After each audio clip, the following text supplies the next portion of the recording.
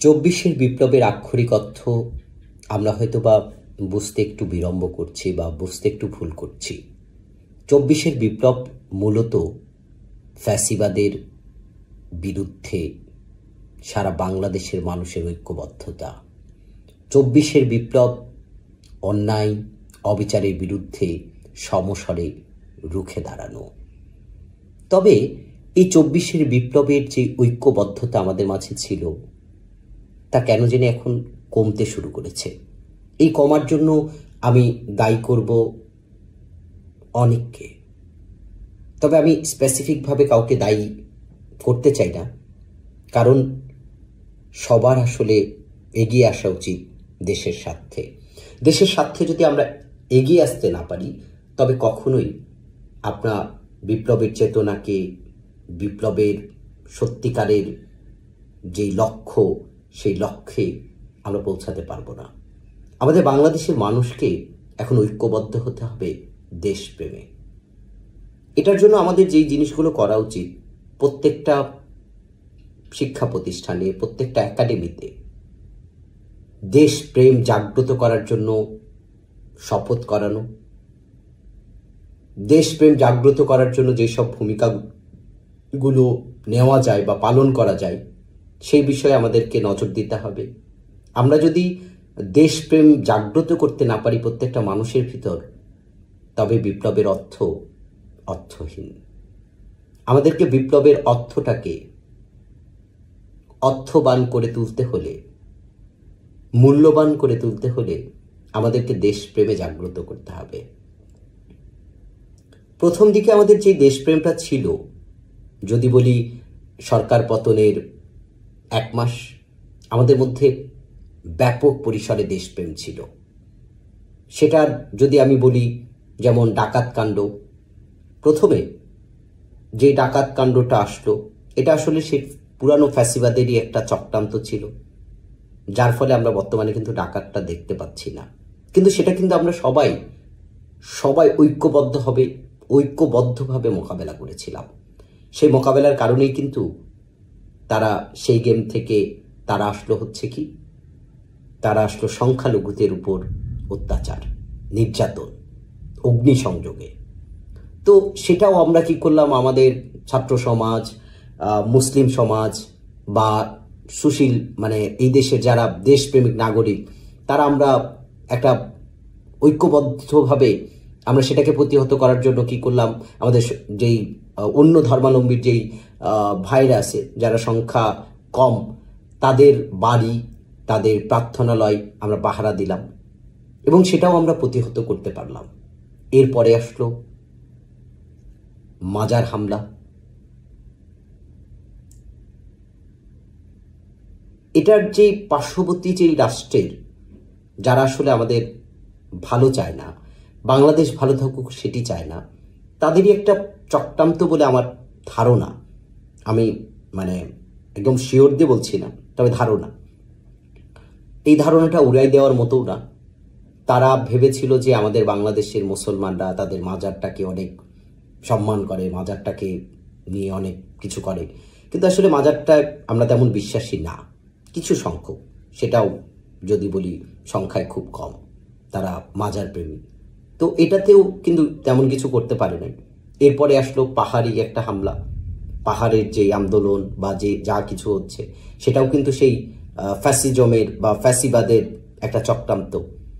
এরপর যেটা আমাদের মধ্যে যেটা প্রবেশ করানোর চেষ্টা করছে সেটা হচ্ছে এই ফ্যাসিবাদের যেই পরাজিত দোসররা, তারা আসলে আমাদের মাঝে, আমাদের এই বিপ্লবিক চেতনার মাঝে ঢুকে যেতে চাচ্ছে। তারা যদি আমাদের এই বিপ্লবিক চেতনার মধ্যে ঢুকে যায় তাহলে কি হবে, তারা আমাদের মধ্য থেকে আমাদের মন যুগিয়ে, কথার কথা যদি আমি বলি যে আমরা যেটুকু বিপ্লবিক, যারা বিপ্লবকে লালন করে বা বিপ্লবিক চেতনাকে যারা লালন করে, ভিতরে অন্তরে ধারণ করে, তারা যতটা না কোনো কিছু নিয়ে এতটা বেশি পরিমাণ রিয়াক্ট করছে বা বেশি পরিমাণ কোনো কিছুর প্রতিবাদ করছে, তার চাইতে 3 ডাবল ওরা করবে। ওরা কেন করবে? কারণ ওদের কাজটাই হচ্ছে আমাদের মধ্যে একটা ঐক্যের ফাটল ধরানো। আর যেই ফাটল ধরানো কিন্তু ওরা অনেকটাই সাকসেস বলে আমার কাছে মনে হচ্ছে। আর সাকসেস না হলে এই যে মত পার্থক্যটা তৈরি হতো না। আর আমি হচ্ছে যারা রাষ্ট্র পরিচালনার দায়িত্ব পালন করছেন, আপনাদেরকে বলবো দয়া করে আপনারা ব্যর্থতা শব্দটাকে সামনে আনবেন না। কেন আনবেন না? কারণ আপনাদের উপরেই কিন্তু আমাদের স্বপ্নের বাংলাদেশ। আপনারা যদি ব্যর্থ হন, ব্যর্থ হবে এদেশের 18-20 কোটি মানুষ, ব্যর্থ হবে আগামীর প্রজন্ম। তাই আপনাদেরকেও শুনতে হবে জনগণ আসলে কি চাচ্ছে। আপনাদেরকেও কিছু কিছু জিনিস সংস্কার খুব গতিশীল করতে হবে, কিছু দায়িত্ব খুব তড়িৎঘড়িৎ পালন করতে হবে, ইনস্ট্যান্ট কিছু সিদ্ধান্ত নিতে হবে। এবং যাদের ম্যান পাওয়ার আছে, যেমন যারা রাজনীতি করে, তারা আসলে জনগণের সাথে তাদের প্রত্যেকটা ওয়ার্ডে তাদের নেতা থাকে, কর্মী থাকে, সমর্থক থাকে, এবং তাদের কথা মানুষ শুনে, কারণ তারা দীর্ঘদিন ধরে এদেশে রাজনীতি করছে। তো তাদের একটা সমর্থক আছে, তাদের একটা জনসমাগম আছে, সেটাকে কিন্তু আমরা ব্যবহার করতে হবে। আমরা যদি রাজনৈতিক দলগুলোকে যদি আমরা দূরে সরে দিই, দূরে রাখি, তাহলে কিন্তু যারা সরকার বর্তমানে পরিচালনা করছে তাদের পক্ষে কিন্তু সম্ভব নয়। এটার যদি আমি আমার একটা মতামত যদি প্রকাশ করি, তাহলে হচ্ছে যদি আমি বলি যে 2024-এর যে 5 আগস্ট স্বৈরাচারের পতন হলো, স্বৈরাচার দেশ থেকে চলে গেল, তারপর কিন্তু প্রশাসনের লোকজন কিন্তু অনুগত্য প্রকাশ করা শুরু করলো কিছু রাজনৈতিক দলের প্রতি। ওরা সারা জীবন পিঠ বাঁচানোর জন্য বিভিন্ন দলকে, বিভিন্ন গোষ্ঠীর প্রতি ওরা অনুগত্য প্রকাশ করে, যাতে ওরা লাভবান হয়। হ্যাঁ, তো এটার জন্য ওরা কিন্তু সেম ভাবে ওরা অনুগত্য প্রকাশ করেছিল।